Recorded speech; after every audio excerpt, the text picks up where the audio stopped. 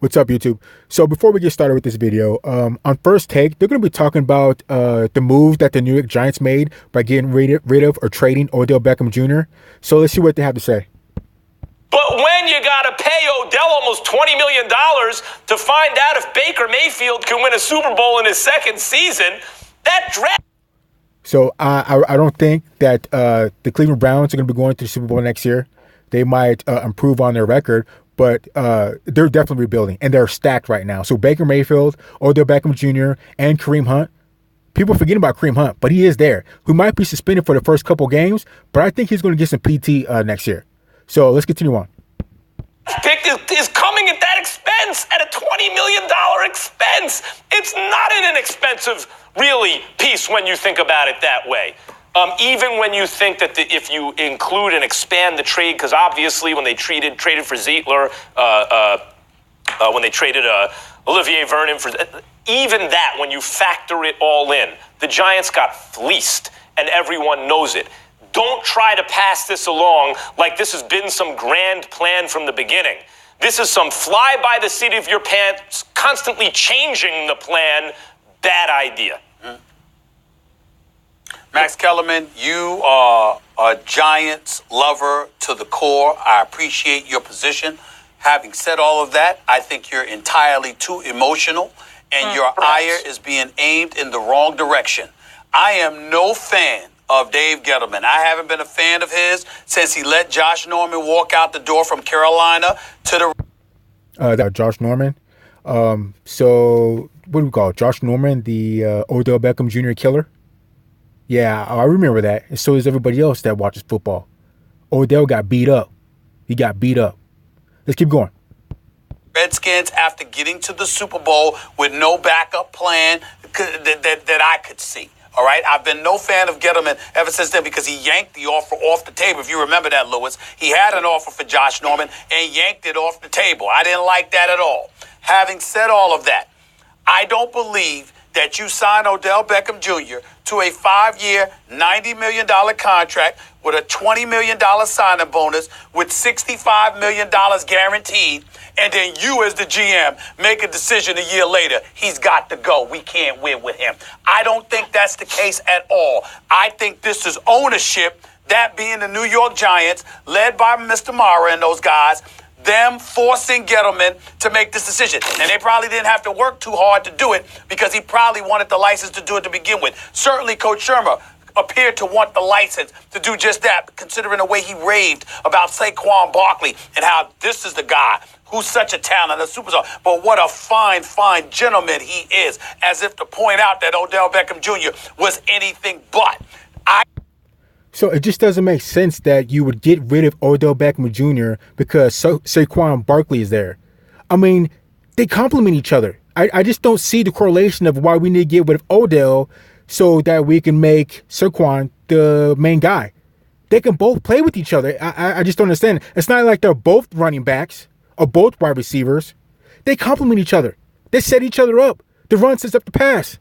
So I just don't understand what's going on with management and the move that they made. And I think it has to be something super deep behind closed doors to make that kind of move and get rid of Odell. Especially after he just signed, like Stephen A. said, $90 million contract, whatever he had guaranteed. I mean, it just doesn't make sense. So let's keep going. I think that even though they didn't have to work so hard, I think this was a mandate from ownership because of the New York Giants way. And you know where my proof ultimately lies? Lewis, Max, Molly, it's not in them letting Odell Beckham Jr. go.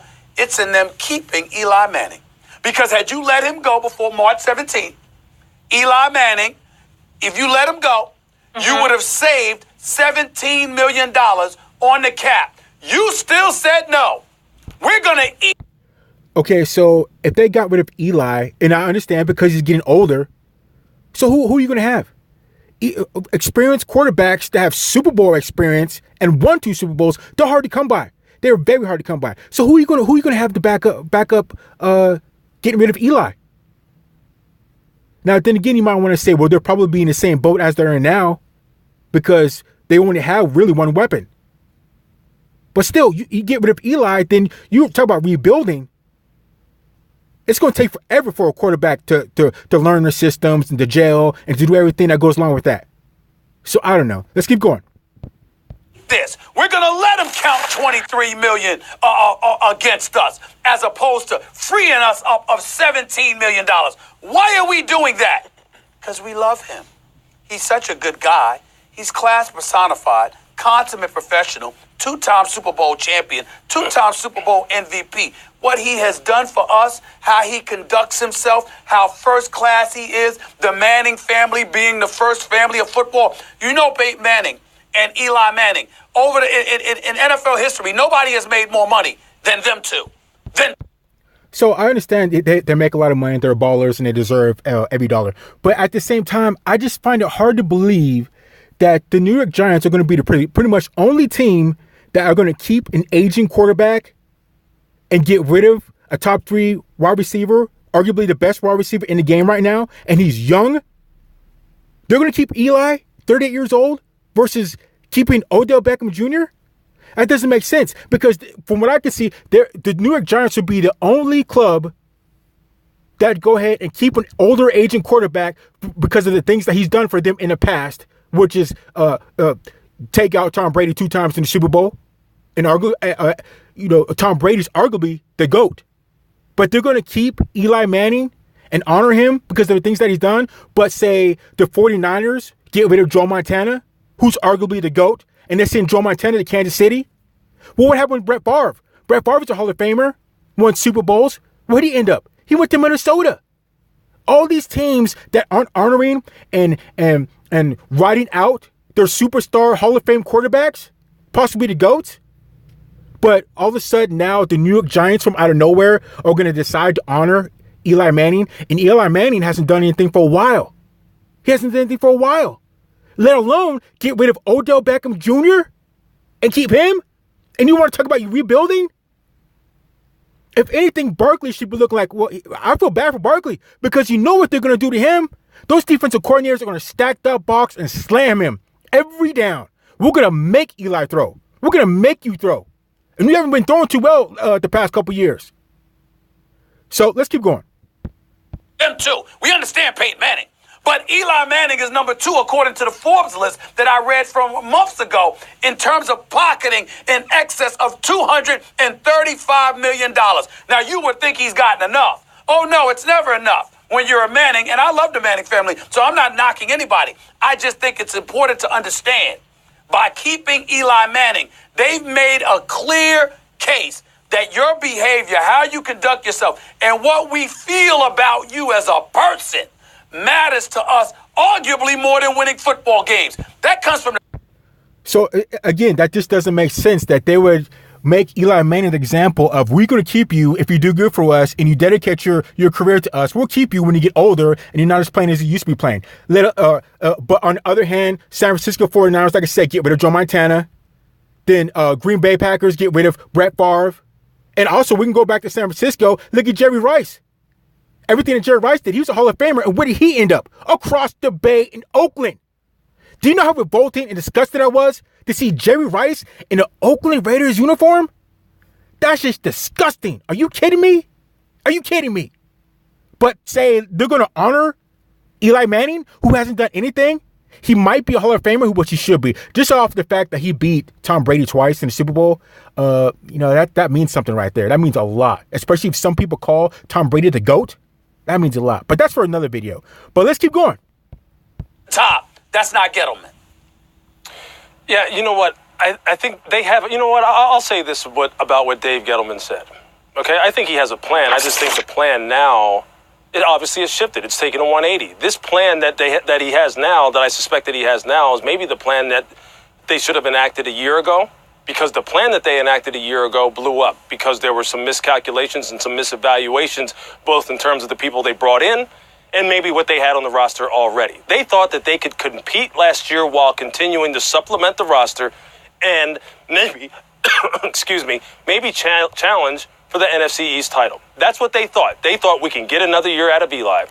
They made a decision to go ahead and draft Saquon to help Eli, to help take some pressure off of him. They made a decision to commit to Odell long term. They failed to nurture the relationship with Odell and develop that kind of rapport with Odell that would then become something where he would get they would get everything out of him that they wanted, and he would be happy, and he would be content with his role.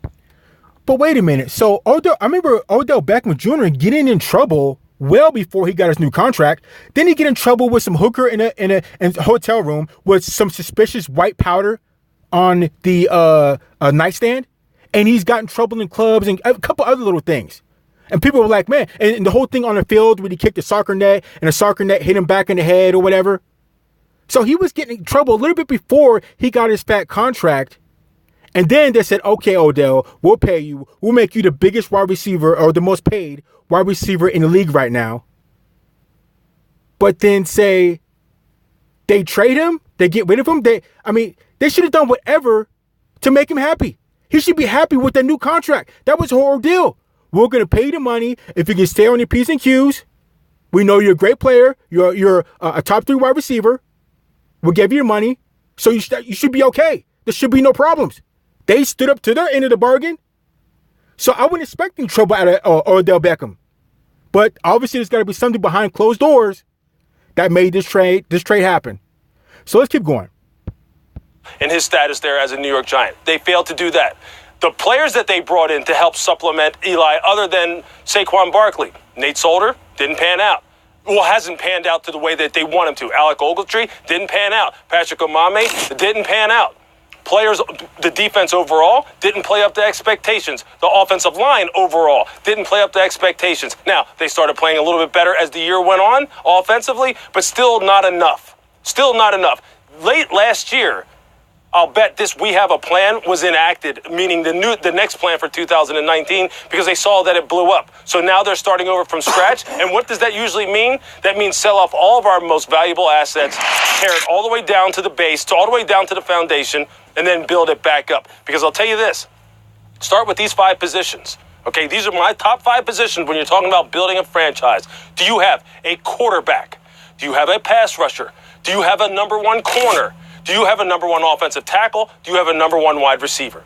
Going forward, do they have a quarterback going forward? 0 for 5. No, I don't think so. Do they have a pass rusher? Don't think so. Do they have a number 1 corner they can count on? Don't think so. Do they have a number 1 wideout they can count on? Don't think so. They have a lot of work to do. And this is because the plan that they had in 2018 blew up. It's as simple as that. They mismanaged the relationship with Odell Beckham. It's as simple as that. That's why he's in Cleveland now. And now, as far as the quarterback situation is concerned, because they thought they could get a year or 2 out of Eli and then maybe draft a successor and put pieces around him, and they didn't do that. And also, this guy is right. There is a lot of problems in the Giants. Because wasn't it, I think, a year or 2 ago that they were talking about getting rid of Eli? Eli had a streak of, like, I don't know, like 4 or 5 years of playing nothing but straight games. And they finally decided to sit down Eli to break his record, to break his streak of most starting games. And they were kind of starting to screw him over. So there's a lot of things going wrong in New York. Yeah, let's keep going. Let's keep going. Had to change course with the plan. He may have a plan. And look, I know Dave. I've scouted with Dave. I've been in stadiums with Dave. I've sat up in press boxes and scouted players with Dave. I know he knows football, but they mismanaged this situation